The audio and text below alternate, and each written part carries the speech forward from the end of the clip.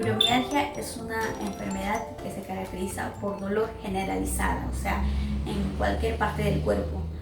Es enfermedad crónica porque es de larga duración, de 3 meses a más. No tiene una causa definida, entonces el tratamiento es solamente analgésico, o sea, solamente para aliviar el dolor. Actualmente el tratamiento es multidisciplinario, ¿no? Los fisioterapeutas con ejercicios y los psicólogos también ayudan. Y por otro lado, los médicos con tratamientos analgésicos. Esta enfermedad afecta al 2% de la población y afecta también más a las mujeres que a los hombres.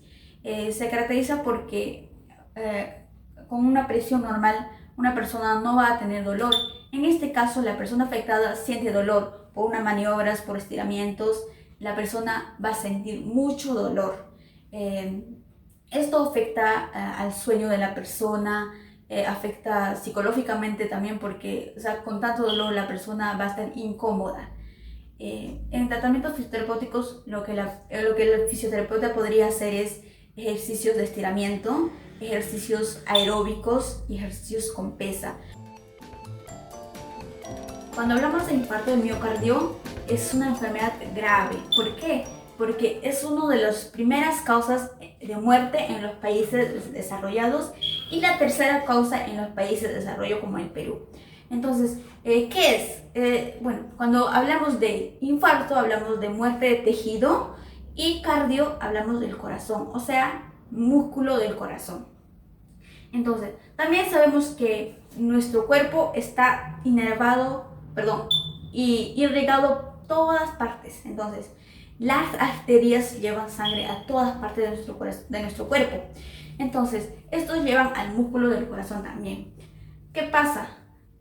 ¿Por qué sucede esto? O sea, ¿por qué hay muerte celular? La arteria que lleva sangre se encuentra con placa ateromatosa. ¿Qué es placa ateromatosa? Esto básicamente es residuos, sales, grasas que se acumulan en la pared de la arteria. Estos llega un tiempo, se revientan y por ende tapan a esta arteria, no dejan que la sangre pase. Entonces, cuando la sangre no pasa, no llega oxígeno a ese nivel y entonces hay muerte celular. Pero ¿cuáles son los factores de riesgo? Básicamente tenemos modificables y no modificables. En los modificables son los que podemos modificar, obviamente, como la diabetes, la obesidad, hipertensión arterial, no realizar ejercicios, el sedentarismo. Básicamente son los que nosotros podemos modificar. Pero hay otro grupo que no podemos modificar. Por ejemplo, la genética no podemos modificar. La edad, con mayor edad, más personas afectadas. Entonces tampoco podemos modificar. El sexo masculino tampoco podemos modificar. ¿Qué síntomas va a tener la persona afectada? Dolor a nivel torácico, punzante, irradiante al brazo, dolor de cuello, de cabeza y de la mandíbula. Por último, se va a sentir como ahogado, se va a sentir una sensación de muerte inminente. Insuficiencia venosa periférica. Básicamente cuando hablamos de periférica, largo distancia. Entonces, vamos a hablar más a nivel de la pierna, las venas de la pierna. ¿Cómo ocurre esto? Es insuficiencia de la vena, ¿no? Básicamente, cuando hablamos de la vena tiene sus válvulas. Estos ayudan a que la sangre no se acumule en ese lado o que no retroceda para abajo. Entonces, como es parte baja, por ejemplo la pierna, las válvulas obviamente están ayudados por los músculos, pero las válvulas ayudan a que no baje. En este caso, la insuficiencia venosa periférica es que las válvulas se encuentran dañadas o no están realizando bien su función.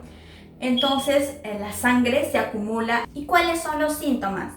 Básicamente es dilatación de la vena, acumulación de sangre a ese nivel, entonces edema y cansancio muscular. ¿Qué podemos hacer nosotros?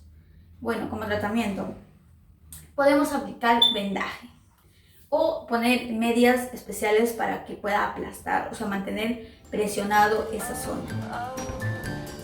Hipertensión arterial. Cuando hablamos de hipertensión arterial tenemos que hablar de la presión arterial. Entonces, ¿qué es presión arterial? Es la fuerza ejercida del corazón hacia las arterias. O sea, es la fuerza que miden las arterias. Entonces, cuando hablamos de hipertensión es que hay mucha fuerza a nivel de las arterias. Esto básicamente medimos con el tensiómetro y con estetoscopio. ¿Cuáles son los valores normales de la presión arterial? Bueno, el diástole 80 y sístole 120. Si son valores superiores a este número, se considera hipertensión.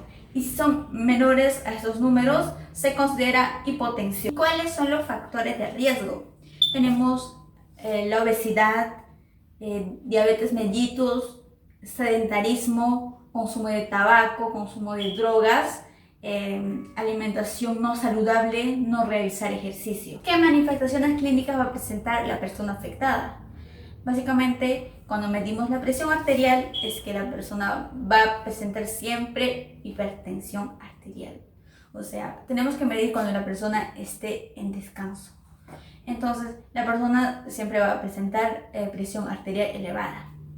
Entonces, 1. Visión borrosa y sensación de que ve lucecitas. Para prevenir, básicamente lo que podemos hacer es evitar lo más posible los factores de riesgo.